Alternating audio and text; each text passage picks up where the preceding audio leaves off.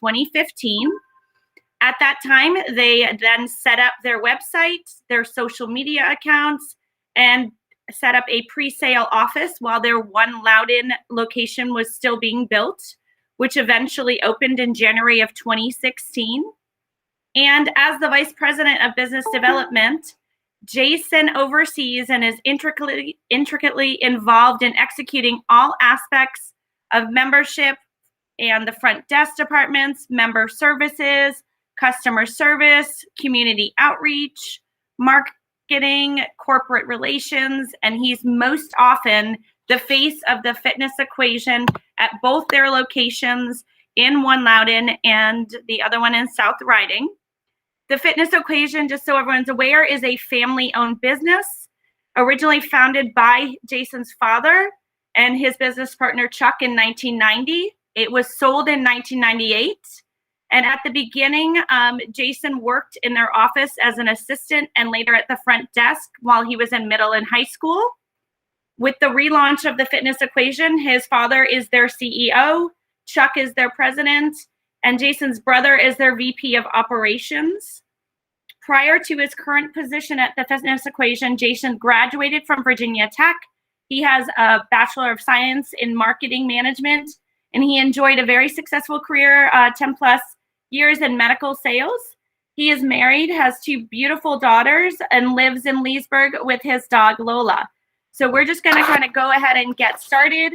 One of the things for all of our students joining us, I highly encourage you to turn your cameras on so that you can interact with Jason throughout this, and so he has other people to look at other than just me. And we're just gonna go ahead and get started with our first question, Jason, if you're ready.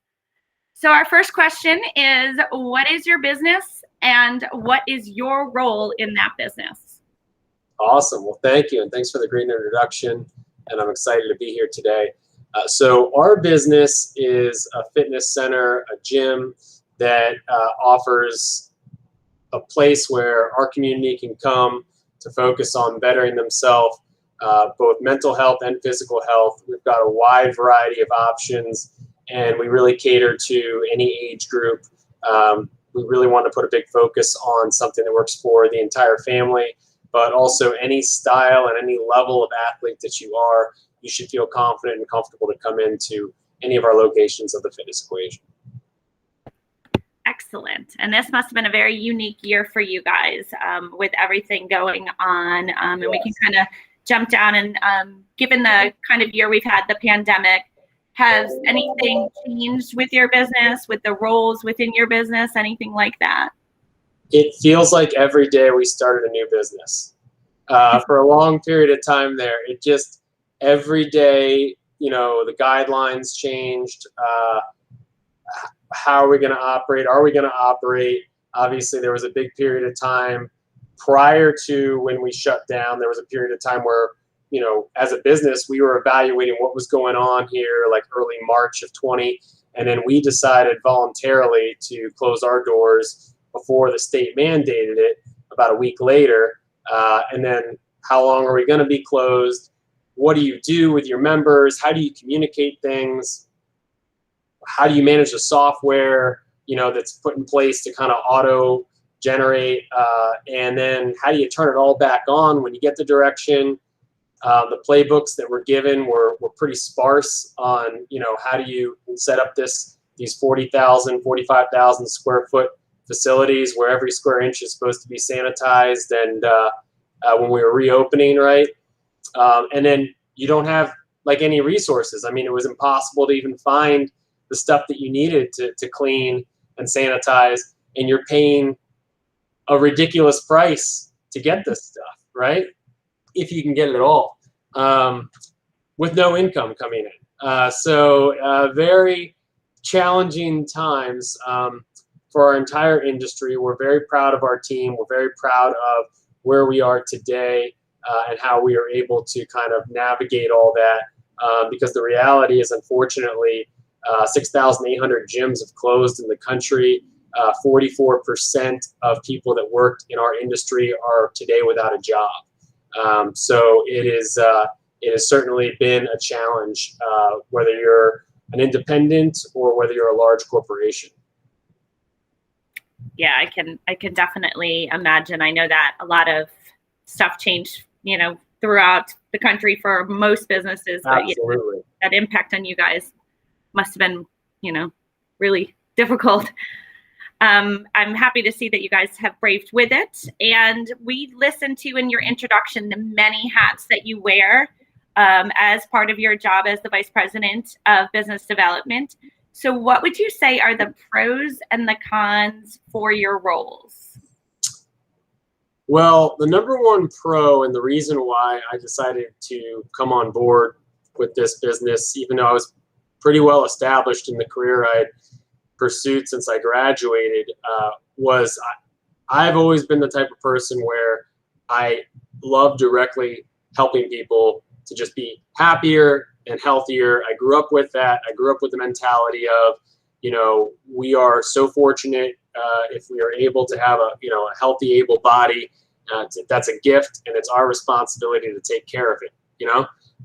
Some others are not as fortunate, and even still are doing everything that they possibly can, right? And so in the industry I was in, while I was successful, I felt there was like a void because I was ultimately representing products that are given to people at these end stages of various disease states, or that they're required to have major surgery to try to repair a lifestyle that may or may not have been or a condition based on an unhealthy lifestyle. In a lot of cases, had they lived a healthier lifestyle, that could have potentially been prevented.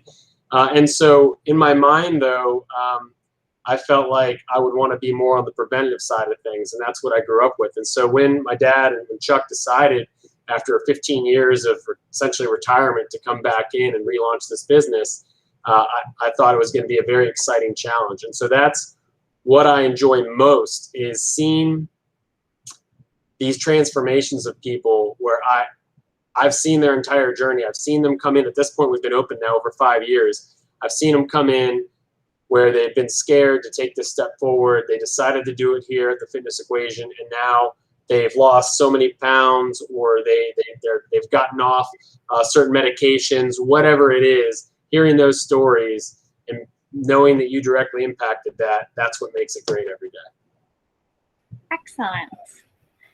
Well, one of the things that we wanted to do with these career conversation is kind of touch a little bit upon the different career clusters that are out there. And so obviously in operating a business, we're touching upon finance, marketing, sales, business management, hospitality, health sciences, human services. There's information technology. You guys have a whole slew of them that you've touched upon. So I wondered if you could just take a minute and talk about the different roles that I know it's a family-run business and you've got 4 people heading it up, but then you have other people behind the scenes who are kind of filling those roles. So if you could just kind of elaborate for our students listening about some of the roles that are included in your business and what's needed to kind of for them to be effective. Absolutely. Yeah. So obviously, as hard as our executive team works, it would be impossible to operate 40,000 square foot plus buildings, all the different departments that we have, the hours that we operate. We're open from 4 a.m. to 11 p.m. weekdays and 7 to 9 on weekends. So it would be impossible to make that all happen without a great team, right? So each department has its own director at each club, and they will essentially disseminate, the different policies and oversee their team. You could break it down like there's the front desk department. So there's a front desk director, and then there's a bunch of front desk associates. So they're covering the hours of operation to make sure there's always somebody at the desk to take calls and redirect information and welcome in guests and welcome in members. And that's an extremely important role, maybe one of the most important roles at the club, because it's the first impression of last impression of everybody, right? So the associates and then the director putting together the schedule, and just making sure that they're hiring, they're interviewing, they're doing all those things for that department, and that department falls under me. I'll be involved in a lot of that stuff as well, as necessary.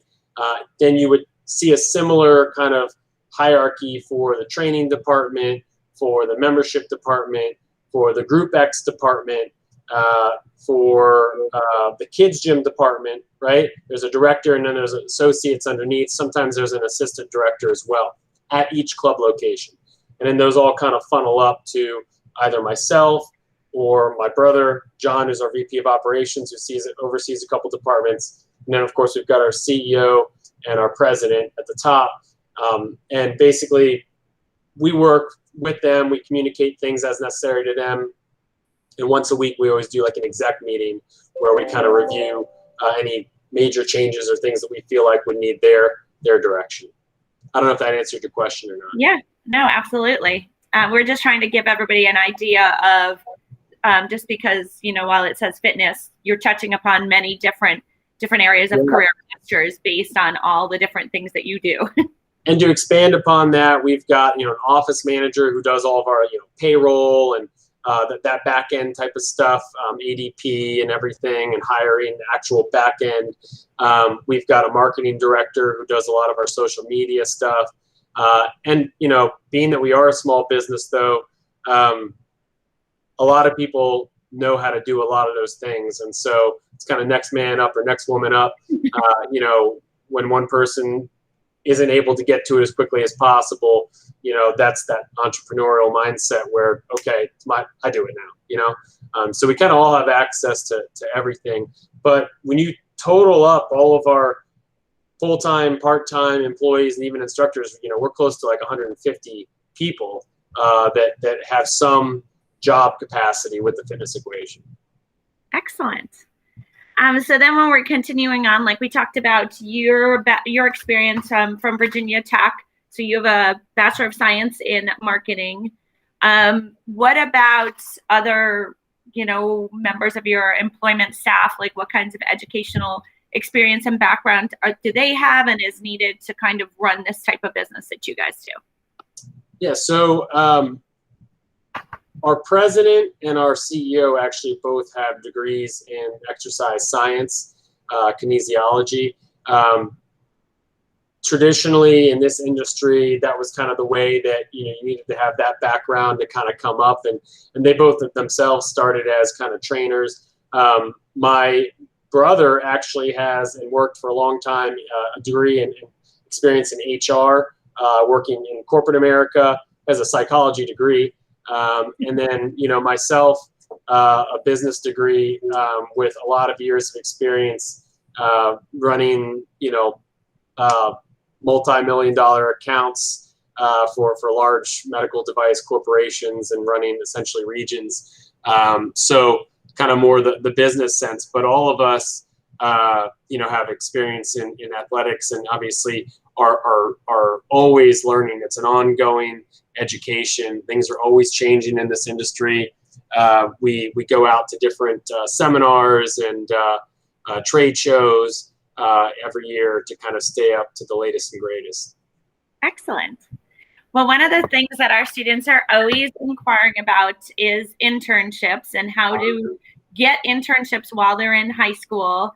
Are there types of experience that our students could get as like an internship that would help them later in this field?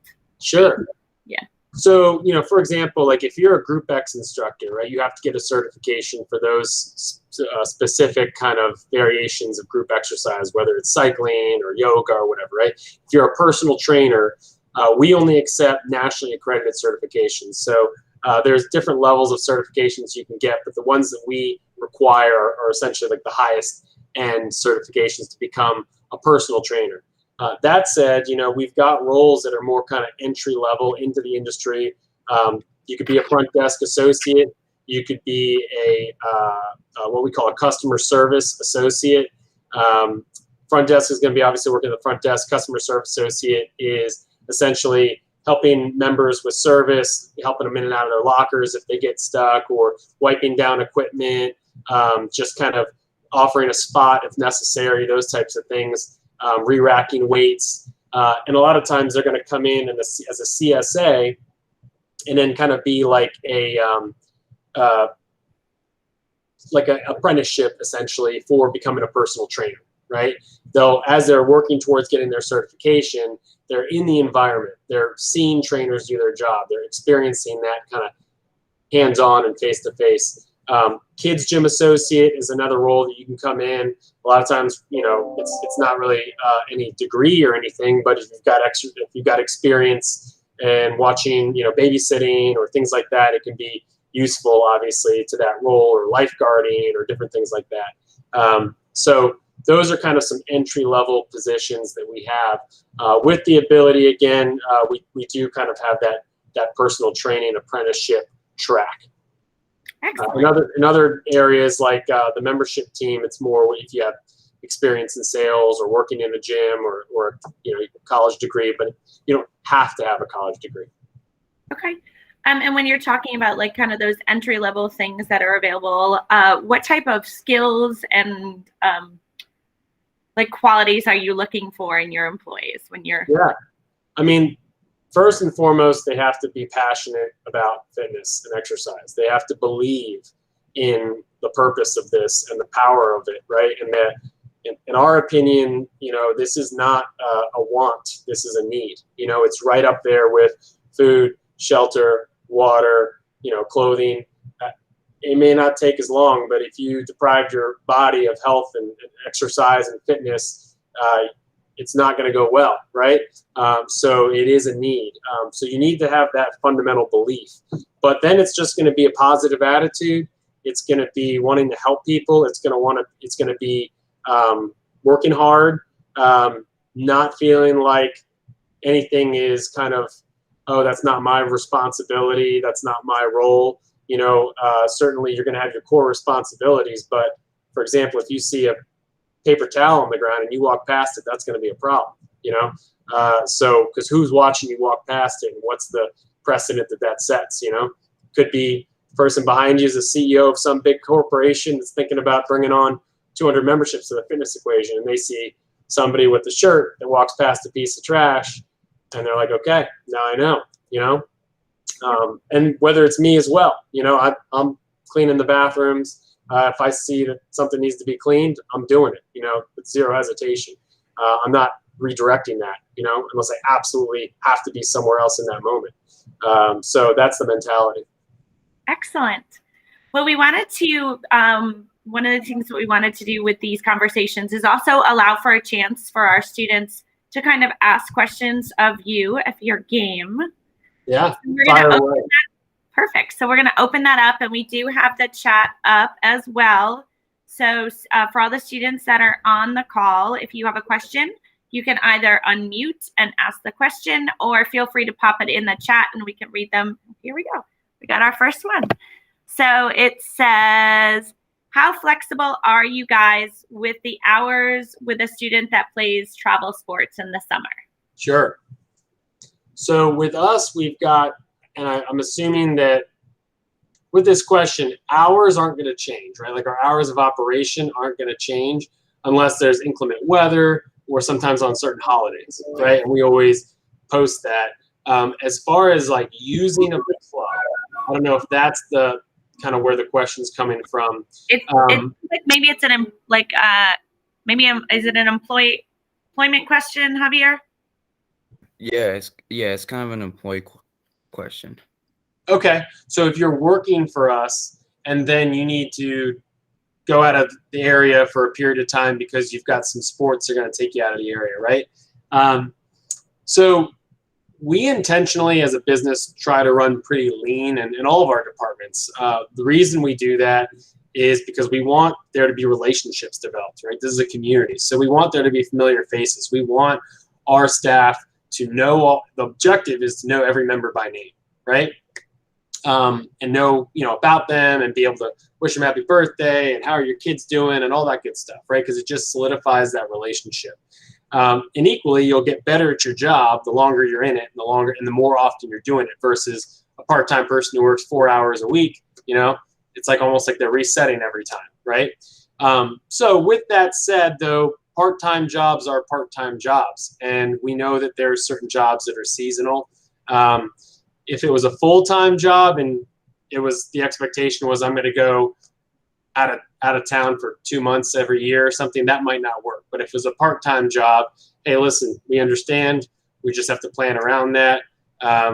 And when you come back, we'll welcome you back to the team, as long as we, at that point, still have the availability to bring you back on.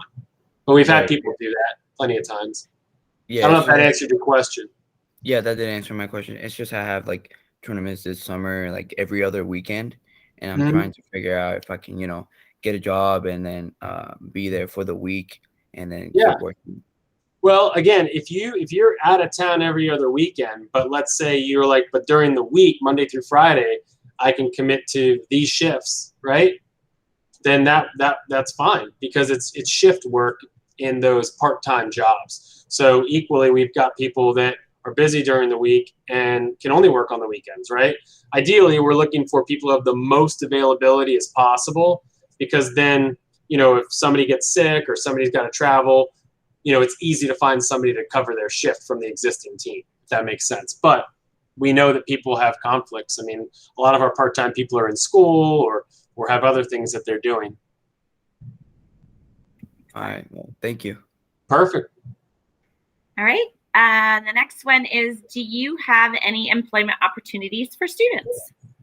We do. Yeah. So we're always looking, like we just kind of alluded to, there's kind of seasonal jobs, and there's jobs that people are doing part-time, and then they're going to go back to college, and so now they're going to have to leave, and that creates an opening, or they graduate from college and now they're going to get their first job and they're going to go somewhere else. And so, that's part of the process.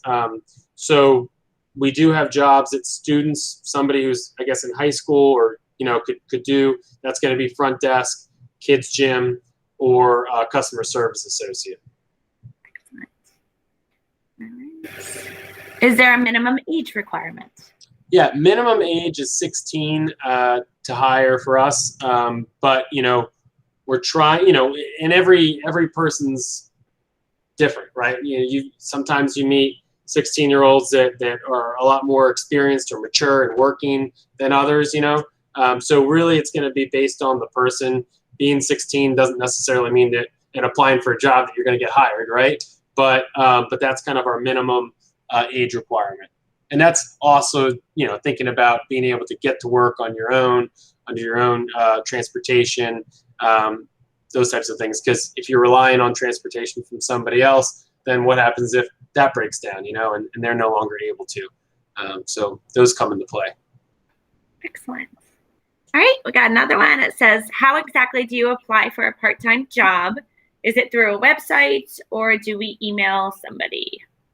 Yeah, so on our website, you'll find that there's a drop down that's the careers section, and you can apply directly there. Now, we've got all of our different roles posted there kind of at all times, because, again, you never know necessarily when is there going to be an opening. So what I always say is, best thing to do is come in and make a face-to-face impression. Apply online. Definitely do that so that you're in our system, because we need you in the system anyway. But you can always come, ask who the director is for that department, get their email, and start a relationship with them. Because if you do that, if you show that kind of interest and kind of forward thinking, then when the position does open up, you're gonna be the first to their mind. Excellent. Oh, and it looks like Miss Jones from Stonebridge just beat me to it. I was going to pop your web address in there, but it looks like that was just popped in there. So if there are any students, they can click on that. That's already in there. Thank you, Miss Jones. Our next, any other questions right now? And I always say, in all reality, we love people. We love supporting people who support us. We've got a lot of members. And when we're going to buy shirts, we're going to buy them from a member. If we're going to do like an annual holiday party or something, we're going to source those things that we need, food and beverages and all that, from members. That's their business, right? We want to help support the people that are supporting us. And a lot of times it's members of ours that we're ending up hiring, because, we see that they're respectful of our gym. We see how passionate and committed they are to this. They're coming up saying, hey, I'd love to get this job, you know, whenever it becomes available. And just that continued persistence and continued kind of seeing them ends up when the position does open, there you go, you know? So that ends up being something that kind of can sometimes help as well, because you're already part of our kind of our network, our community. Excellent. Anybody else have any questions?